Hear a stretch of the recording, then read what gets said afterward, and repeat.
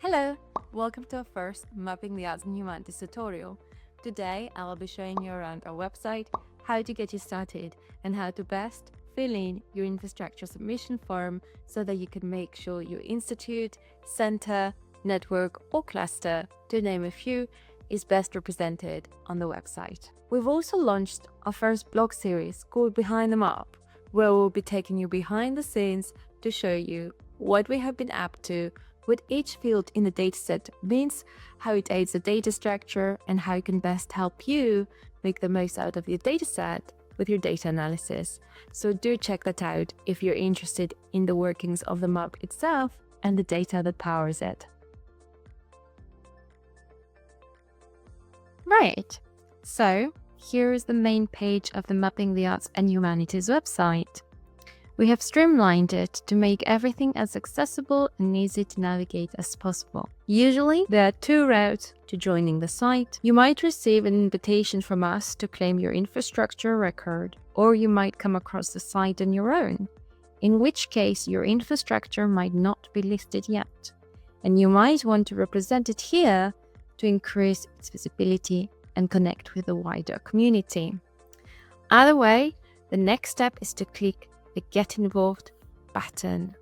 As you can see, it's your standard form: name, email, password. But first, a couple of quick tips. For your name, you can either sign up as yourself or, and we actually do recommend this, sign up on behalf of your infrastructure or institution. So for instance, rather than using my name, I might register as Mapping the Arts and Humanities. This is especially helpful because infrastructure teams change over time.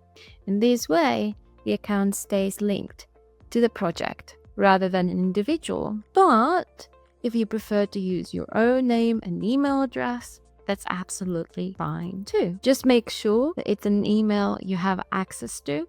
I am going to use an alternative institutional address since I already have an account with my work address. And we are going to put a password and then we are going to sign up. Once you click sign up, you will see this confirmation message. Here we are, we've just gotten our email and we just need to verify your email address, so then you can have access to the website. Now we have verified our account and we can get started. If your infrastructure doesn't already exist in the system and you have just checked the search to confirm, just click Add New Infrastructure.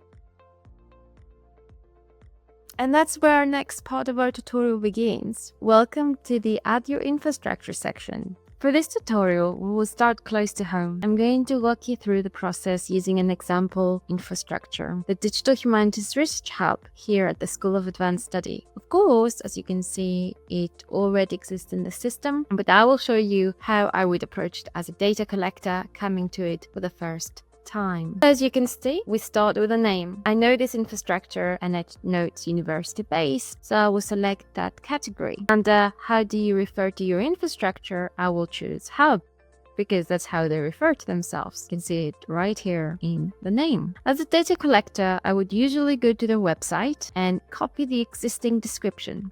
You might have a different version in mind, and that's absolutely fine.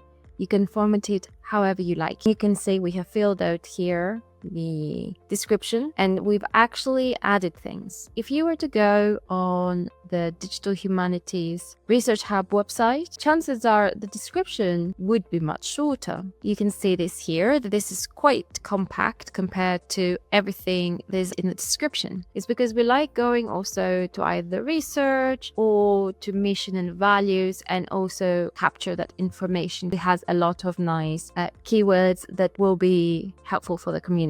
You'll also notice that right under the heading, a few prompts to help guide you. We really encourage you to be specific when it comes to description. This powers the website's search function, and down the line it gives us a stronger data set to advocate for the field. So it's a small box, but does a lot of heavy lifting.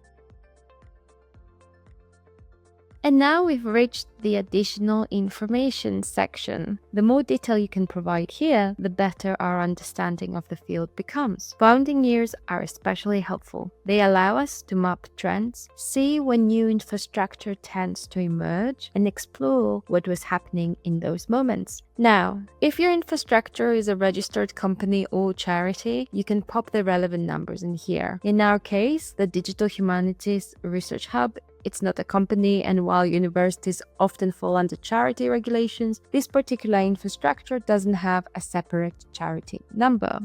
So we'll leave those fields blank. Nice and simple. Next up, we have contact details. And these are brilliant for helping others discover and connect with your infrastructure. Your mailing address helps us place a pin on the map, which is a key feature of the site. But if your infrastructure doesn't have a fixed location, if it's roving, virtual, for example, that's also fine. You don't need to add a mailing address to be represented. We have other ways of showcasing your work. For example, you still appear in our relationship graph, showing connections to other infrastructure institutions, and your profile will still show up in filtered searches by subject, tags, funding options, and general type. So there are always ways to make sure your infrastructure is seen. Once you have input your address, you can add your website URL here too, and then your email. Now, for your email, we recommend using a general or institutional address, something like, as you can see here, Digital Humanities @sars.ac.uk. But if you would prefer to list a personal work email, that's also okay. Just remember, it will be public on the site. If your infrastructure has a presence on social media, whether that's Facebook, Instagram, or Mastodon, feel free to enter the handles here. If you don't use social media, you can just leave them blank.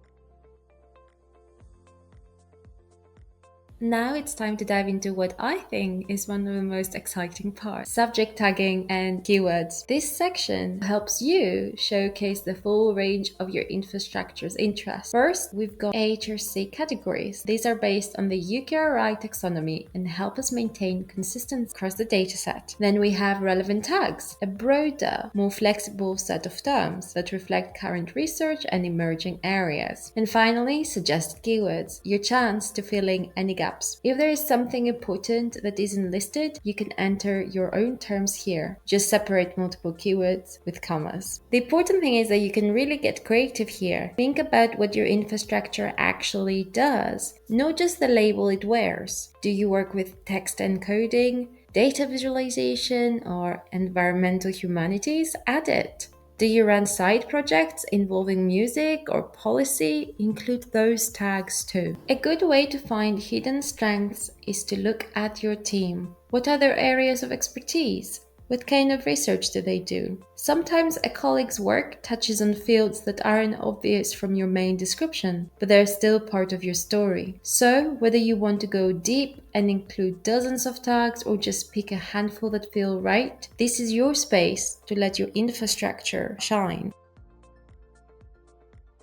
Next up, we have funding information, and this section is rather straightforward. Does your infrastructure offer any funding opportunities? This is especially helpful for early career researchers, students, and collaborators who are looking to engage with you, and it gives them a clear sense of the opportunities you provide. You can select any that apply: bursaries, fellowships, funded or unfunded, internships, prizes. Just tick as many as relevant. Next, we ask, do you receive any funding from the following sources? This is where we are building a broader picture of how infrastructures are funded, not just projects within them, but the infrastructures themselves. This information helps us make a stronger case to funding bodies and policymakers to improve long-term support for research infrastructure in the arts and humanities. Maybe you're funded through internal university channels, maybe you've had a one-off AHRC grant to set up a lab, or maybe you provide services to the private sector. For instance, some archaeological infrastructures do this and would select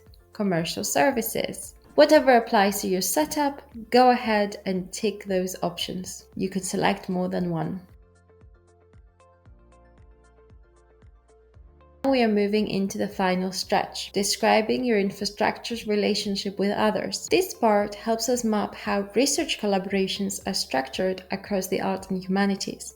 It gives us insight into the kinds of relationships that exist between infrastructures, whether that's societies and associations, think tanks, collaborative hubs, or even partnerships with governmental or cultural institutions. It's also how we begin to think the sector as a connected network, not just isolated nodes, which is exactly what this project is about. First up, are you hosted by another infrastructure? Let's say you're part of a research group that sits within a center, or a center that's based in an institute. This field helps us understand how infrastructures are nested inside one another. Often, it's all about making sure your infrastructure appears in context, in the right place, with its connections clearly visible. Now, let's move to the collaboration section. This is where you can tell us about the infrastructures, universities, and organizations you work with. Under Infrastructure Partners, list any other infrastructure you have collaborated with, whether that's for projects or ongoing partnerships. In University Partners, list any universities you've worked with outside your own. For example, if you're based at University A and you've done a project with University B, that's the kind of thing we would want to see here. Enter if your partner is not listed. We will make sure it gets picked up. And finally, you will see a brief section called Record Owners. When you submit your infrastructure, you will automatically be listed as its record owner. But don't worry, you can easily add colleagues later on. To complete the process, just read and agree to terms of use. Everything is published here under Creative Commons license, and the terms are available right here if you want to check the details. And that's it! Thank you so much for sticking with us through this tutorial. We really hope it's helped you find your way around the Mapping the Arts and Humanities website. If you have any questions, don't hesitate to get in touch. We are always happy to help. Thank you again for watching, and stay tuned for more updates and tutorials on the Mapping the Arts and Humanities project. Take care.